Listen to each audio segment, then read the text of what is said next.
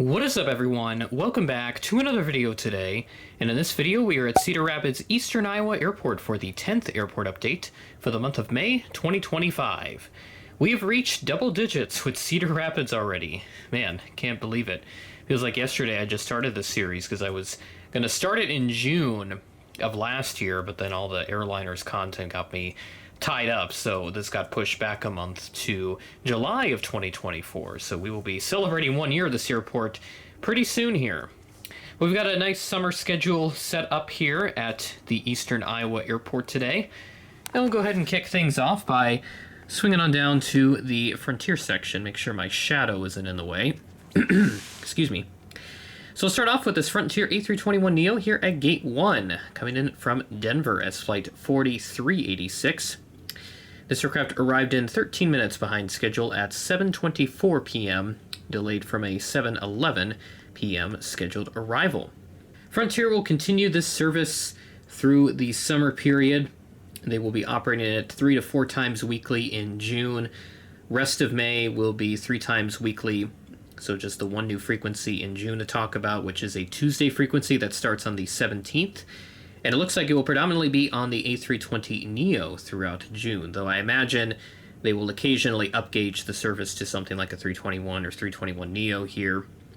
So good to see some variety in there, and I'd love to collect more of the Frontier tails. It's just that my budget is not really going to allow for that at this time, but maybe later on down the line, if I have some sort of sentimental value to a Frontier tail, then I'll definitely add it to the collection if I don't have it already.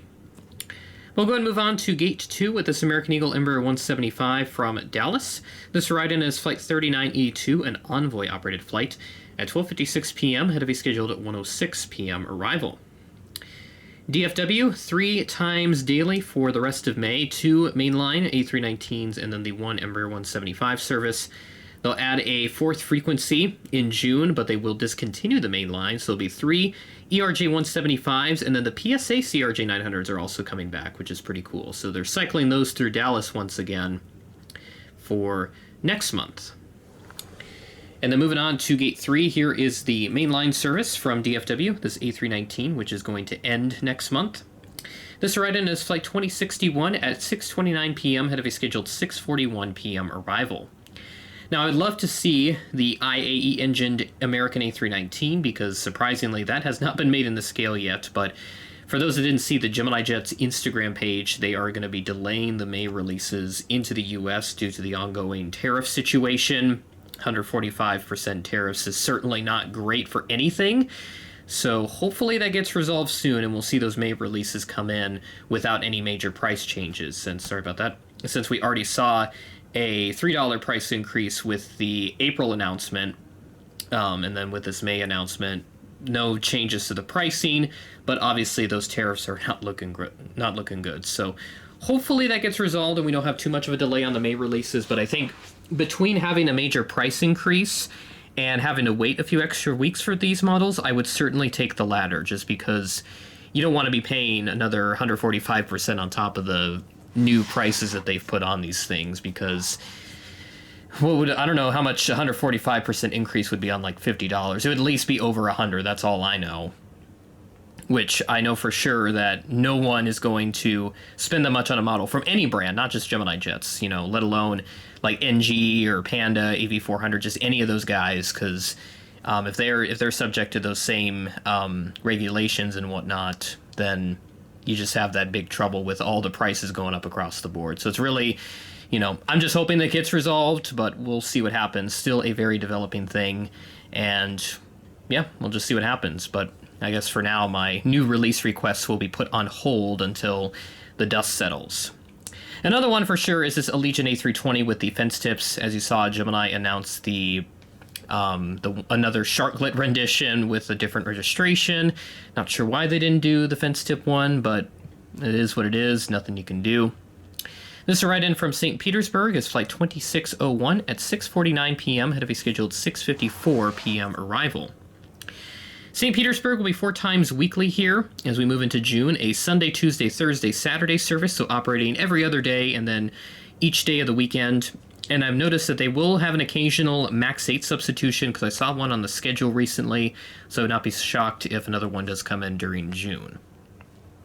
That's all for the existing, or I guess the, not really existing, but the legacy part of the concourse. We'll now move on to the expansion piece with our United and Delta operations, which have mostly moved out here. So 6 and 8 are now empty, and then these gates up here also empty. So as we move on to gate number 10, we have this United CRJ 550 hanging out here. Try to get a more side-on shot with this guy right here. There we go. This CRJ 550 arrived in from Chicago O'Hare as Flight 4387, a GoJet service. At 10:13 a.m., had a scheduled 10:36 a.m. arrival. And just checking out Chicago just for fun here on United. They'll have about 5 frequencies. Most of them would be the regional jets, and then they have the 738 currently on the main line through the rest of May.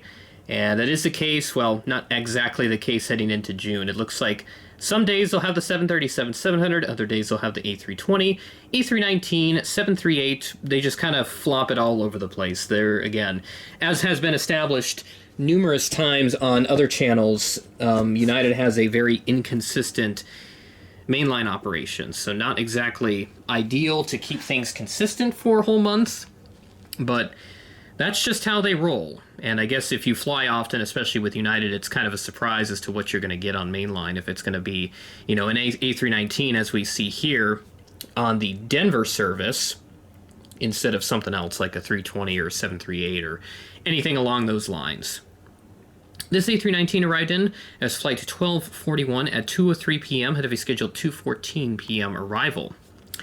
And for United from Denver, they'll have about 2 to 3 daily, less on the weekends, with both of the services surprisingly mainline, and then the third service, at number 175, that won't operate on the weekends. And it is applicable into June. It's actually just Saturday that they don't operate. It's Sundays they will have that third service on there, the 175, in that case. And then moving on, we have this Delta 738. We're back to the original, or not exactly original, but this is the second Gemini release with the blended winglets.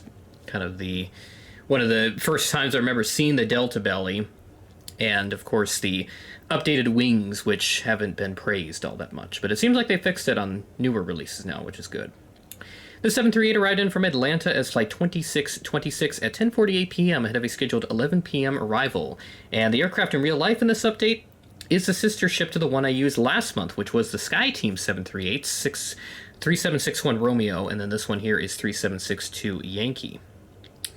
And then as for Atlanta, still the once daily service on the 738, no major changes there. So at least the Atlanta service is consistent, and would love to utilize it, but we'll see what happens. And then moving up to our last aircraft for this update, this CRJ 900 coming in from Minneapolis. So swapping it out for in place of the 175, which I had in last month's update. This arrived in as Flight 4906 at 3:16 p.m. ahead of a scheduled 3:31 p.m. arrival.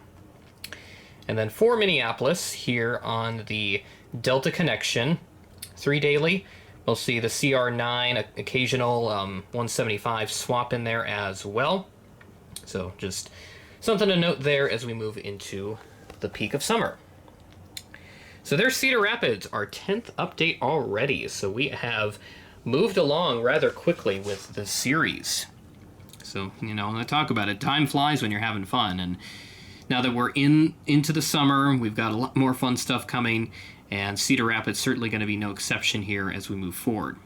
But solid update with a good mix of everything that they typically get here, and then just some changes to some of the frequencies as we move forward. With that being said, that is the end of the video. Thanks for watching, and I will catch you in the next video.